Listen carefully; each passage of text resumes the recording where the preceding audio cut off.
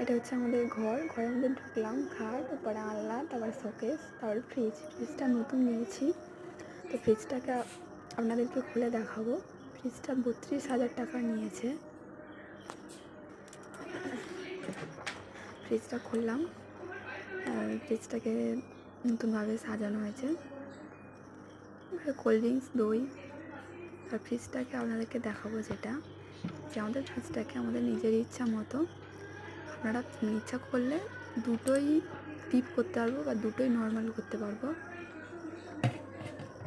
এটা আমাদের নিজেদের ইচ্ছা মতোই। লস্যি রাখা আছে,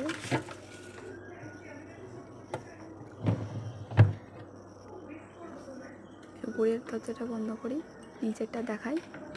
ডবল ডোর, দুটোই দুটোই নর্মাল করতে পারবো, দুটোই ডিপ করতে পারবো।